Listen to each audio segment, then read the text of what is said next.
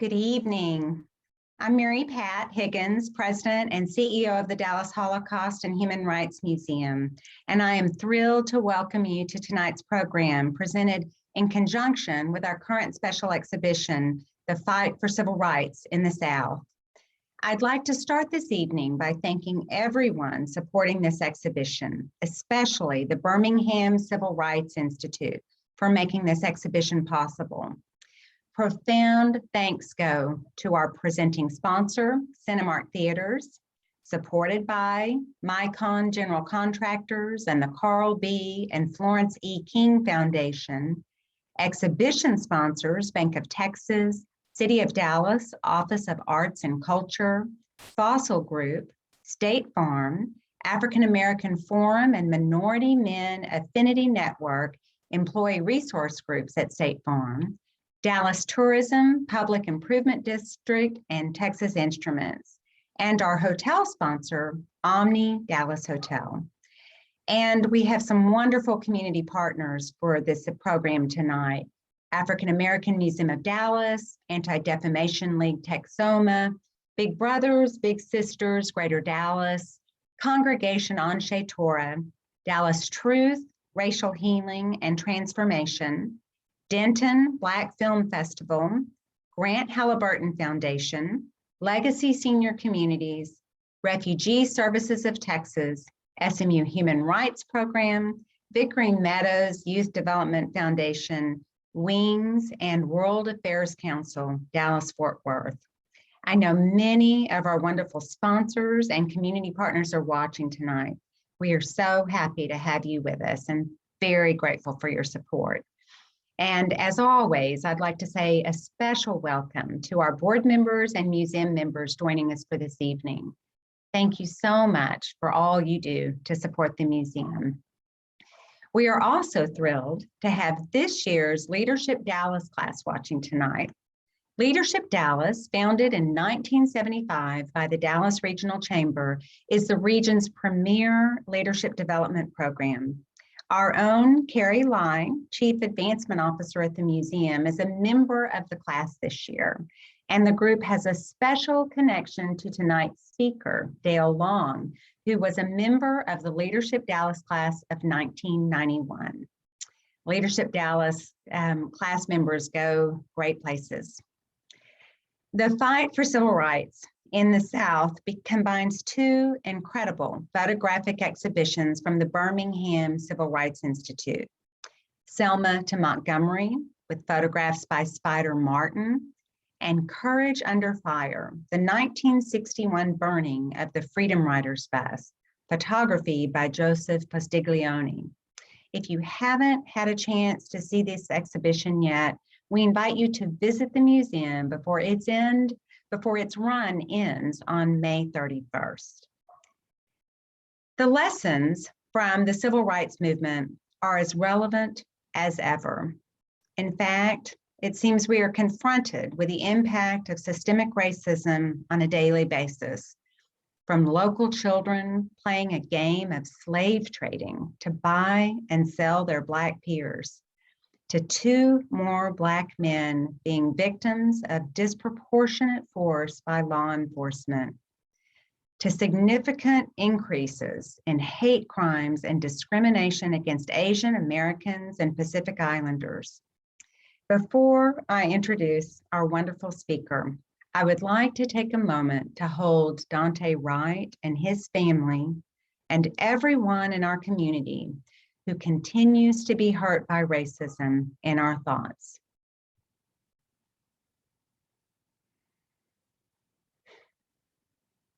We must be better. Tonight, I'm thrilled to welcome a speaker who has a very personal connection with our civil rights exhibition and who will inspire us to be better. Dale Hawkins-Long was born in Tuskegee, Alabama, and raised in Birmingham.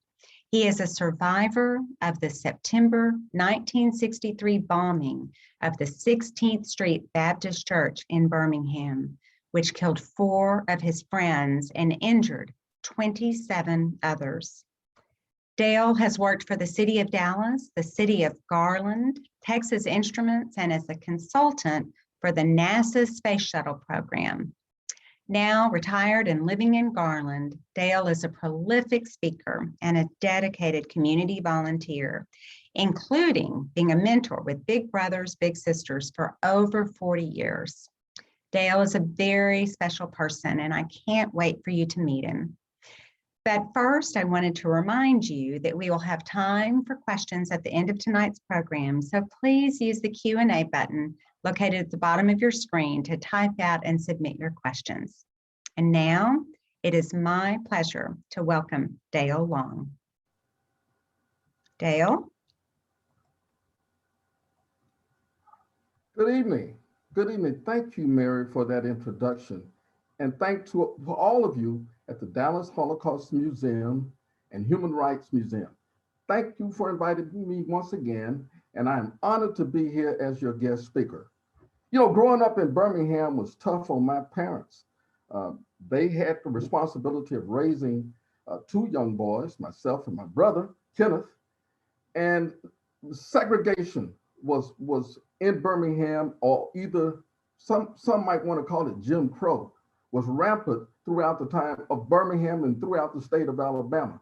You know, it all began as a result of the 1896 Plessy Supreme Court ruling, Plessy versus Ferguson, that basically said if it was facilities were equal, it was all right to segregate places that you might find yourself wanting to go to, such as schools and stores and government facilities, hospitals, restaurants, motels, hotels, employment opportunity, and even zoning for housing. Segregation was rampant, and it was known as the Johannesburg of America. Even on television, the images that we saw never included people of color or Black people doing anything positive. If you happen to watch the evening news, you would quite often see Black men especially handcuffed and stripes being loaded into paddy wagons, being escorted to the jail. Those were the only images that I saw of Black folks on television as I grew up in Birmingham. Meanwhile, there were bombings throughout the entire city. Anytime the leaders, the African-American leaders in Birmingham attempted to try and do some things, such as vote or integrate some of the facilities that I just mentioned, they would be threatened and intimidated. And the way that the Ku Klux Klan chose to do that was by using dynamite. There were 40 or 50 or so bombings during the 1920s through 1960s. And all of the bombings, even though the city fathers pretty much knew who was doing it, they never were solved. The culprits were able to do it with impunity. Nobody ever went to court, and if they did, it was just sort of a slap on the hand, if you will. And they were right back on the street to do it once again. Dynamite Hill, or Center Street, was not too far from where I grew up in the Smithfield community of Birmingham. There was bombings over and over on Dynamite Hill. Arthur Shores, who was an attorney, prominent attorney in Birmingham, his home was bombed twice. I think they found some sticks of dynamite at the Catholic church right down the street that never did detonate. There were bombings in other homes where people chose to live in communities that were considered off limits to Black people. There was no counseling for Black boys and girls when we experienced those bombings and stuff. It was just business as usual, and we would be required to go to school the next day as if nothing happened. It was tough, again, on my parents, because they tried their very best to protect us from some of the things that were happening in Birmingham. And they would teach us the same things that we learned at church about red and yellow, black and white. They are precious in His sight, Jesus, love. You know the little song that we all learned growing up in church. But I realized that there was something drastically wrong about the things that I experienced growing up. And I would ask my parents questions about voting and about why is it that we can't go to a restaurant, or why is it that we can't go downtown and attend a movie unless we sat in the balcony, which was called the crow's nest. My parents tried their very best to explain things to us, and they would always send us next door to my maternal grandmother, my mom's mom, and she would tell us stories about coming to Birmingham from Waycross, Georgia, and going to Clark Atlanta University. And she would struggle to try and explain the things about race that we certainly couldn't understand as little boys, 8, 9, 10 years old. But she would always end her attempt to explain things to us by the mantra that I'll never forget. She would always say, boys, if you want to get rid of this racism thing, if you want to overcome it, you need to pray, have faith, walk upright, and get yourselves a good education. Don't miss this. Pray, have faith, walk upright, and get yourselves a good education. In 1954, we know that the Brown versus Board of Education rule was made by the Supreme Court, which basically made segregation outlawed. It allowed people to go to school anywhere they wanted to go. Again, in 1954, but not so in Birmingham. Schools remained thoroughly segregated from that point on up until the 1960s. There was a minister in Birmingham named Fred Shuttlesworth. If you fly into Birmingham now, you'll go right into the Shuttlesworth Airport. Reverend Shuttlesworth tried several times to enroll his daughter into Phillips High School, a segregated school that was close to downtown Birmingham. Every time he would try, the police would stand by and allow the Klan to beat him unmercifully. I don't think they ever did anything to his daughter, but they would get him every time, and they would let him go through the humiliation and beatings for a while, and then they would finally stop it. Reverend Shuttlesworth then called Dr. Martin Luther King because Dr. King had had successful campaigns around the country. He was becoming to be known as a major civil rights leader in this country. And Dr. King agreed to come to Birmingham and help straighten things out and try and make things better for the quality of life of Black people, African-American people in Birmingham. So he came to Birmingham and he conducted rallies at 16th Street Church. Now it's important to note that our church, which was where I was a member and my family had been there for years, was located not too far from downtown Birmingham. It was right across the street from Keller Ingram Park, and today it is across the street from the Civil Rights Institute. If you go to Birmingham, you can't miss either one of those places to visit. The rallies were held there. The civil rights nonviolent rallies were held. People were taught about nonviolent resistance. That they were explained that if you chose to go to the demonstration the following day, you couldn't carry any weapons. If the police hit you with a billy club, you couldn't strike back. Again, Dr. King was nonviolent. So the demonstrations began in the spring of 1963, and they were usually done so by adult volunteers in Birmingham. Now, after men and women, grown people, were locked up, it became aware to the city leaders that if the employers or the people who were arrested found out that they didn't come to work the next day because of them being arrested, when they did get out of jail, they may not find a job when they return.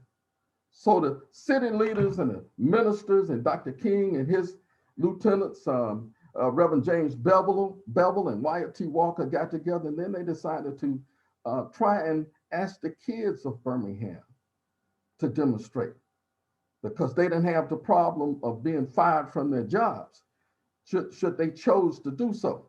Now, I wanted to participate in the demonstrations so very much. I talked to my mom and my dad about it, and as a way of protecting us from whatever would occur had we been locked up, they told us and they asked us not to do it.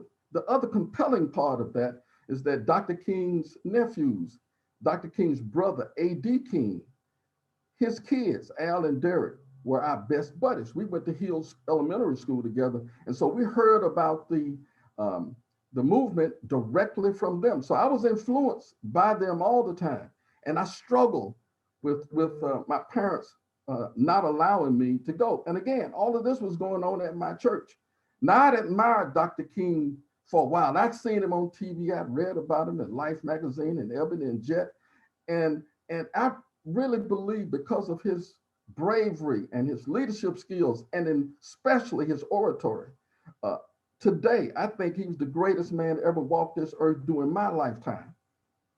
Dr. King had a very smart way of using the media also, because when the demonstrations took place, they usually began around 9:30, 10 o'clock in the morning, which gave the media who was in Birmingham to film all of this stuff time to make their photographs, do their video, and then send it back to New York or Chicago, wherever they come from, in time for us to see it all on the evening news, the Huntley Brinkley Report.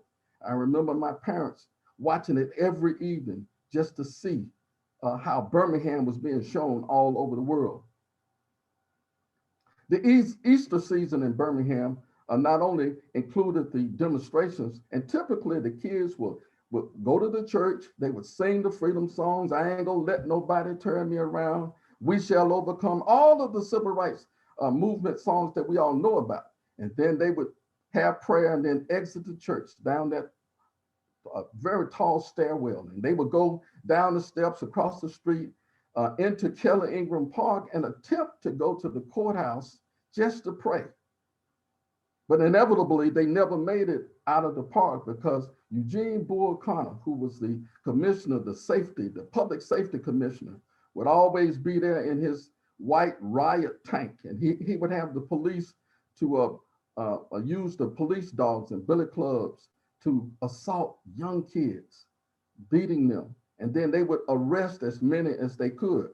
When the jails were full, they ended up taking kids to the Alabama State Fairgrounds, where they locked them up in cages that were usually reserved for animals. Imagine that. Along with the demonstrations, there was a boycott.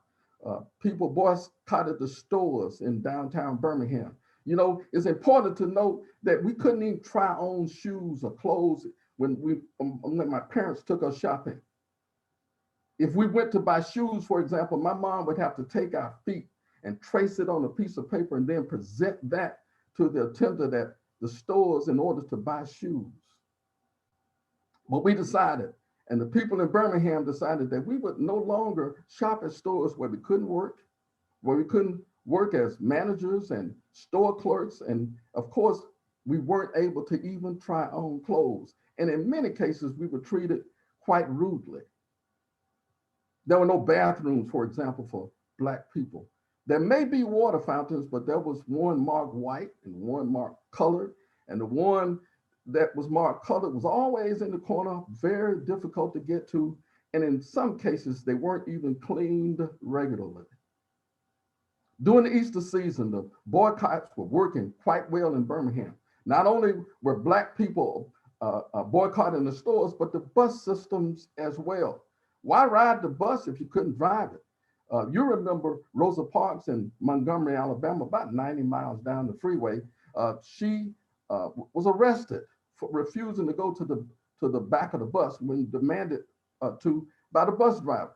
The way the system worked, if you were African American, you would have to enter the front of the bus, pay your fare, exit, go to the back of the bus about halfway, and then enter the bus from that door, and then sit as far back as you could possibly go. In many cases, there were petitions showing you where you could sit and where you couldn't sit. And then most cases, as white people began to fill up the bus, you had to get up if you were Black and move further back. And then when the bus was full, you just stood up. It didn't matter if you were handicapped. It didn't matter if you were a 90-year-old man or woman. It didn't matter if you were pregnant, carrying babies in your arms. You had to stand and allow white people to sit down. Dr. King was arrested himself around April 12th. And I think he stayed incarcerated in solitary confinement until April 20th. It was during this time where he wrote the famous essay, A Letter from a Birmingham Jail. And if we had the time, it would probably take another presentation just to examine that essay all by itself. Dr. King's famous letter was in response to the white ministers in Birmingham who took out a full-page ad in the Birmingham News. And they were urging Dr. King to slow down, to wait until the new government came about. See, Birmingham was changing from the commissioner form of government to the mayor council form of government. And that was all messed up because Bull Connor, who was defeated by Albert Boutwell, refused to step down. So all of that was tied up in the courts, and the ministers was begging Dr. King, to slow down and slow down on the demonstrations, because again, the entire world saw what was going on in Birmingham through the media, because they stayed there in Birmingham for weeks trying to keep up with and document the civil rights movement. Around May 10th, there were a few concessions made by the city fathers.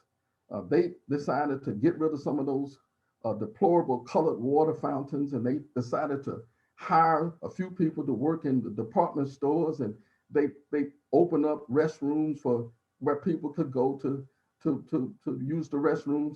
And it was a big price to pay for doing that, because on May 11th, my brother and I, we woke up Sunday morning to find that our home was full of people, white people, and that never happened. And it frightened us to death. We were terrified because we had not seen our parents. At some point, a man came to our bedroom door and just looked in, and we noticed that he had a gun on his side. And we were just torn apart by that. We wouldn't dare say anything, but finally my mother came in, and we were so happy to see her. And we wanted to know who those people were. She explained that it was the media, the FBI, and the Birmingham Police Department. I said, well, why are they at our house? And she explained that the A.G. Gaston Motel, which was right down the street from the church and across the street from the park, was bombed the night before. And my daddy, who worked as assistant manager, was pinned in his office temporarily. We wanted to know, was he all right? And we demanded that my mom go and get him and remove him from his interviews with the police and bring him in so we could make sure that he was okay. And he came in a little bit and hugged us and assured us that he was fine. At the same time of the bombing of the A.G. Gaston Motel, the Dr. King's brother's home, A.D. King, was bombed. And of course, that's where our best buddies, Al and Derek, were. So we found out later on that Sunday evening that even though their home was bombed, they were okay as well. The March on Washington took place at the end of the summer, around August, the end of August. And you remember the famous I Have a Dream speech in Washington, D.C. And we sat there around the TV and watched Dr. King, who brought all of this hope for not just Birmingham and the state of Alabama, but for the entire country. And I remember as we sat and watched and we listened to him with his famous speech, again, my grandmother referred to her mantra, boys, if you want to overcome this issue of segregation, pray, have faith, walk upright, and get yourselves a good education. The schools in Birmingham were desegregated in the fall, and it was September 4th. Several kids that I knew chose, their parents allowed them to go and desegregate several schools throughout the Birmingham, and there was few, I think, in Tuskegee, Alabama. The Armstrong brothers, who lived directly behind me, integrated Graymont Elementary School that we could see from our home. We could stand on the front porch and see the school, but we couldn't go there. As a matter of fact, my parents voted there. And quite often they would take my brother and I down to Graymont Elementary School when it was time to vote.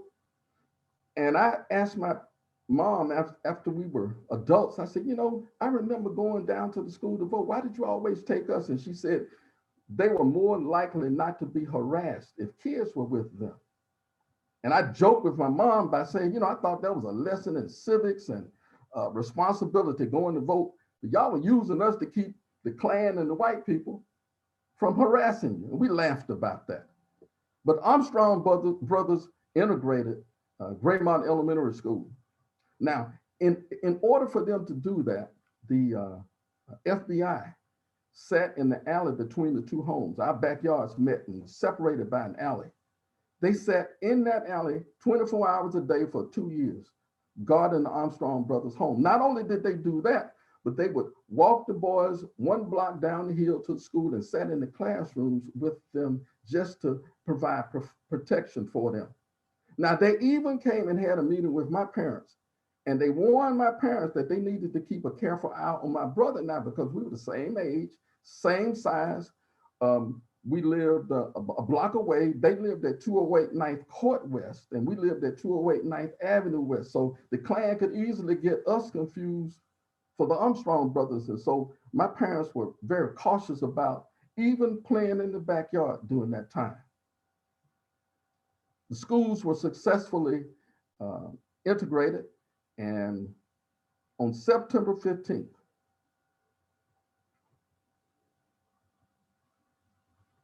my mother took Ken and I to church that Sunday morning as she usually did. And normally she would be there with us, but she had to go back home and work on a report for school. She was a school teacher, and there was a report due the following day.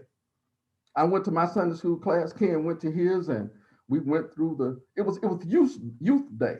And I think the theme was the love that forgives. And this was the day when the youth took over the church service. So my responsibility was to go upstairs and play in the church orchestra during the church. After our Sunday school class was over, it was full of boys. We were, what, 11, 12, 13 years old. And some of the older boys who had just started going to high school, we were really interested in hearing what they had to say about their experiences in high school and who was going to have the best football team and who was going to have the best band, boy talk.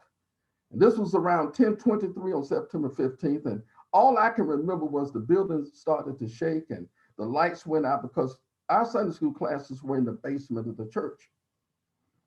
It was dark, it was dusty. I heard that the explosion was so loud that it was beyond what our little ears could hear, but I remember it being dark all of a sudden. And I saw this huge bookcase in the library. That's where we were for having our Sunday school class. And it was reeling back and forth because of the percussion of the bomb. And we later found out that the bomb was actually placed 3 rooms down from where we were. And I guess on that same wall caused that bookshelf to rock back and forth. And had it fallen over on one of us or several, it was sure that killed us in that room. We really didn't know what was going on, but I remember looking at each other and we ran out of the library into the lower auditorium that had folding chairs. And I remember running into the chairs because we couldn't see. I could hear people screaming and running and trying to find their way out of the church. And I remember being one of the first ones to exit the church. And I ran up the stairwell to be met by a Birmingham police officer. Now, police response time today with fast cars and computers is 7 minutes. Here, the building was still almost shaking, and the police met me at the steps. And he said, "Nigga, get back down in there." And I ran right past it. Again, not really knowing what was happening. I stood on the outside, and all of a sudden, it dawned on me, this church has been bombed with people in it. During a time when it was full of people, I couldn't believe it because I could smell the pungent odor of dynamite that was circulating through the air. And I guess you wonder, if you're 11 years old, how do you know the smell of gunpowder, cap pistols, and fireworks that boys played with? Wasn't supposed to, but we did it anyway.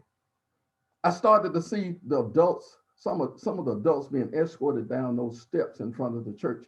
Many were crying, several were bleeding. I started to see my friends come up from the basement where I just left, and I decided to go back into the basement because I had not seen my brother. And I looked around for him, and I went back down into the basement, and I was met by a fireman who asked me what was I doing. I said, "I'm looking for my brother." He said, "Okay." He said, "Go right ahead." Now imagine letting a 11-year-old boy back into a church that had just been bombed. But I went to his classroom and he wasn't there. Finally, I came out the second time, grabbed my clarinet, and I found him with his Sunday school teacher. Looked like she was holding on to 8 or 9 kids at one time. And I grabbed his hand, made sure he was okay. And then we stood there on the corner until to my dad because we knew he was at work at the AG Gaston Motel a block away. And finally, I saw him making his way towards us.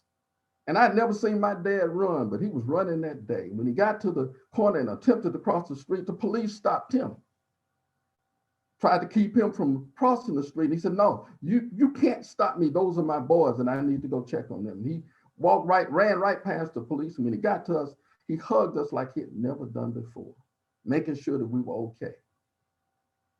He took us up to his office at the AG Gaston Motel that had been recently rebuilt because of the bombing a few months earlier. And he called home to let our mom know that he had found us and we were okay. Finally, she made her way. She drove down to the motel and picked us up. And I remember her stopping that car. It looked like she jumped out before she put it in park. Tears were in her eyes, and she hugged us and made sure we were okay and got us into the car and took us home. When we got there, my grandmother and my aunt, who lived next door, were standing in the front yard, and they too went through the same process. And of course, Ken and I were a mess. We were just hysterical because of what we'd experienced.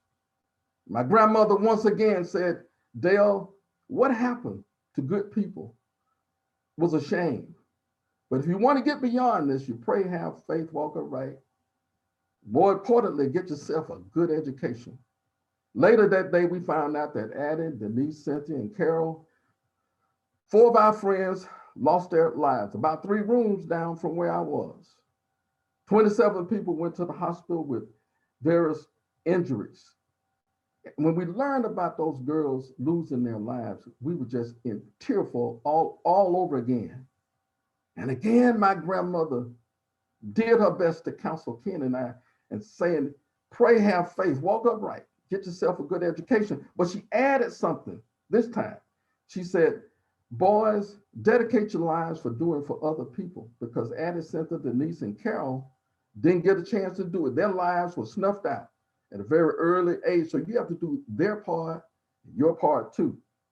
It's important to know that later that day, 2 African-American boys, Johnny Robinson and Virgil Ware, were both killed, one by a white Eagle Scout who used a .22 rifle just to shoot him for no reason. The boy was on a bicycle. And then the Birmingham police shot another Black boy for throwing rocks because several people were demonstrating throughout the city. Neither the little boy or the police officer served any significant time as a result of taking the lives of those boys. Carol Robinson's service was the following Tuesday at St. John's Baptist Church. And then there was a mass funeral with the other 3 girls at 6th Avenue Baptist Church on Wednesday. Now, I remember going to both churches, but they were so full that I wasn't allowed to enter. But I remember standing on the outside of 6th Avenue Baptist Church listening to Dr. King eulogize 3 of the 4 girls. And I listened to his eulogy very, very throughout the whole time. And I was brought to tears listening to him talk about the movement and talk about the girls had not participated in any of the demonstrations, yet their lives were gone.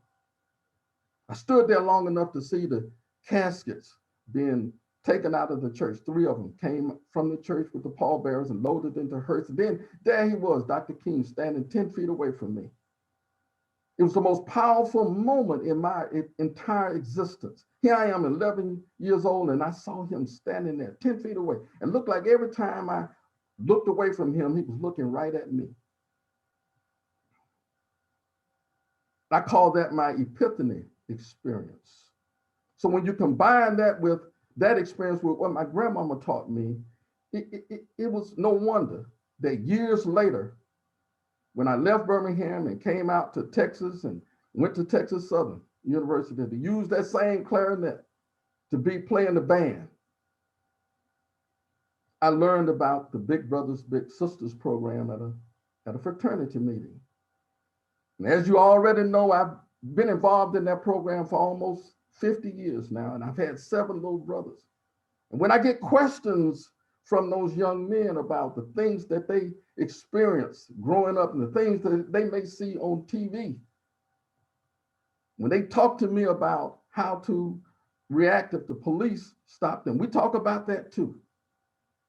But when I run out of things to tell them that may be positive in making sure that they're protected as they attempt to grow up in the Dallas area, I always go back to Nanny's mantra of 60 years prior.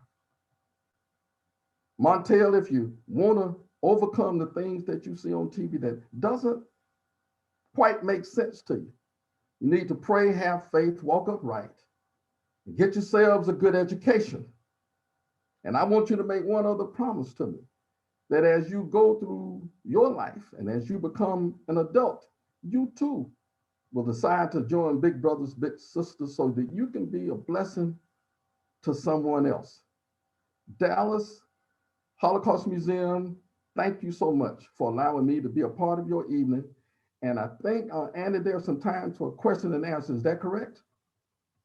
That is correct. Thank you so much, Dale, for being with us tonight and for sharing your story. Again, if you have any questions for Dale, please go ahead and put those in the Q&A. I'll start with this one, Dale. I know that you had a chance to come see the Fight for Civil Rights in the South exhibit at the museum. What is it like to see that history that you lived through, to possibly relive some of that yourself? What was that experience like for you? You know, Annie, I'm glad you asked that question. I've been twice to see it, and I'm planning to go back yet another time. I think it's still going to be here until what, May 5th, I think you said? May And 31st. May 1st. I would urge everyone to come and look at that exhibit, and not just that, but the entire museum, because it is a beautiful facility with all of the bells and whistles and all of the interactive media type things. It's a wonder to see. Everything's all safe and separated, and social distancing is in order. But come in and check it out, because I've done so several times, and I'm planning to go back once more again. Yeah, we'll have to put you on the road for our PR for the museum. We have another question. What do you think should be our call to action in Dallas today as leaders in the community? That's a tough question. There are things not just in Dallas going on, but all over the entire country. And I think that we should, the most significant thing that I've seen about race relations in general is that we don't know each other. We pass each other on the street. We pass each other in the grocery store, the doctor's office. I mean, we just don't bother to know each other. And I think that if we endeavor to do just that, get to know each other, do what's right for people, treat other people as you would like to be treated yourselves. I think not just Dallas, the state of Texas would be a better place, but there's a lot of work to do, because these are trying times. I think we'll all agree to that. Yeah, I think it's an idea that sounds so simple, right? But maybe not something we see enough of. Our next question is about church. Did you, after this traumatic experience you went through, did you return to church? If so, how long did that take you to go back? You know, as I recall, it took about 6, 7, 8 months to rebuild the church because of the bombing. As a matter of fact, the stairwell, there was a stairwell on the side of the church, and it had an open space underneath where the dynamite sticks were hidden. And it totally demolished that stairwell, and they never put it back again. So the stairwell went away. But we started having church service at the L.R. Hall Auditorium, which was a part of the A.G. Gaston complex a block away. We went to church the very next Sunday at that facility. And I remember especially seeing those coffins go into the hearse of my 4 friends and hearing about the 2 boys. I decided to join church. I think it was the second Sunday after the bombing, because I realized how short life was, and especially for Addie, Denise, Cynthia, Carol, and the young men. And I decided to give my life to Christ by joining church. And just as soon as the church was rebuilt, we returned back to the sanctuary, back to that same basement for Sunday school. And even now, when I go back to Birmingham, I make it a point to go back to 16th Street Church for service. Yeah, that makes a lot of sense. Our next question is about what you were saying about how we need to, a great first step is really just to listen to each other, to get to know each other. Do you have any specific suggestions on how we start that process? How do we connect with people and get that started? Well, I think Mary mentioned earlier that the Leadership Dallas class, when I did it, I found myself part of 55 people, and most of them I did not know, and to this day, we're lifelong friends. I would assume some of them are on this call this evening. Hope they are. But we became lifelong friends. We got to know each other. We had in-depth conversations about what it was like growing up. The story that I just told, I'm sure I told many of them years ago as we went through that process. But find ways to deal with people that don't look like you. When we talk about church, for example, church is still the most segregated day in society. You would think that it would be the first place that people would go, but because of, and I can't really put my finger on, some of it has to do with cultural stuff, music and the style. But again, in God's house, we should figure out a way to find ourselves worshiping together every now and then, because we really have the same values. I want nice, safe schools for the kids, and infrastructure, and healthcare, and nice grocery stores and all of that, same as everybody else. But we must endeavor to know who each other are and then find ways to help each other. I think that's a great message for all of us to try to follow. Another question, do you see a space or a need for a new civil rights movement today? A couple of months ago, I probably would say, probably not. But gosh, just listening to the news today, you're probably right. I wonder what this country would be if Dr. King was still around. He'd be in his 90s by now. But I'm thinking that had his life been spared, if his life wasn't taken away from him, we just commemorated the day of his assassination, April 4th. Had he lived, I think this country would be a lot better than what it is. So yes, indeed, I think that it is appropriate that we launch some other type of civil rights movements, because the killing of Black men and Black boys is just out of hand, and it's awful. And I get tired of turning on the TV to see that and see a crying mom at a microphone grieving over her sons. And I saw 3 of them today. Our next question, do you know the men who perpetrated the bombing, the men who planted the bomb, were they ever prosecuted? Yes, I'm glad, because I probably skipped over that, but I'm watching the clock at the same time. Yeah, there were 4 of them, and I suspect not all were arrested. One was arrested 14 years later, and then 40 years later, the other 3 were indicted and found guilty, and they're all deceased now. And 2 or 3 of them died in jail. One died before he even went to jail. But I remember when I was living here in Dallas, I found out about the trial of Blanton, Thomas Blanton, and I got in my car and drove to Birmingham and sat through the trial, because I wanted to see that. I wanted to hear from him if I could. Why would you do something like that? And of course, he didn't testify, but it was good to see some of the parents of the 4 girls that I hadn't seen in years, and they were there in wheelchairs and on walkers, any way they could, because those were their little precious girls whose lives were lost. So it's just hard to think about it sometimes. Sure. Our next question, you mentioned you've been a big brother for many years now. You've had an opportunity to work with young people. So who do you think are the new leaders of the movement? Have you enjoyed that opportunity to kind of see what the next generation might do in this work? Well, I've watched some of the things that Al Sharpton is doing. Jess is getting up in age right now. We lost John Lewis. Golly, that was terrible. And I'm hoping that They renamed that Edmund Pettus Bridge for him because he almost lost his life on that bridge. There are several members of Congress. I have about 8 or 9 fraternity brothers I know of that are part of Congress, and they're emerging leaders in this country.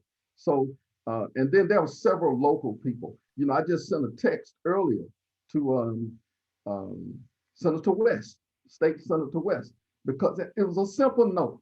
And I said, you know, Royce, I'm glad you took the leadership to make sure that the police throughout the state of Texas wore the body cameras because they found themselves to be so valuable in making sure justice is served. Because without video, in many cases, those little boys or the men are being killed, their lives will just be wasted away because there's no proof. You know, in Birmingham, when I was growing up there, if the police shot a black man, a black boy, they would often use throwdown guns, the little cheap 22s. They would keep them in the cars and they would throw them down and say, well, he had a gun. We just saw that repeated just today in Chicago. So yes, that needs to be many emerging leaders in this country because the country desperately needs it. And so, you know, we had a great president, Barack Obama, but I'm still looking for him to continue his work in leadership and help straighten the country out because it's just tough to, again, open the news and turn on the TV and see the things that are going on. And it just don't have to happen. They just don't have to happen. And Dale, I know you share your story in schools, for other organizations. How long have you been telling your story and what really inspired you to start speaking and sharing that? Well, you know, a few years after, I didn't really talk too much about it immediately.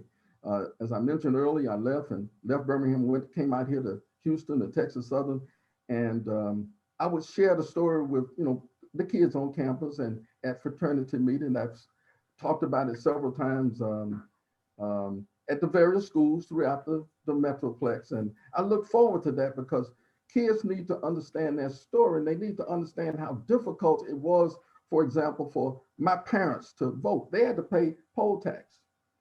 In many cases, they had to take literacy exams with foolish questions.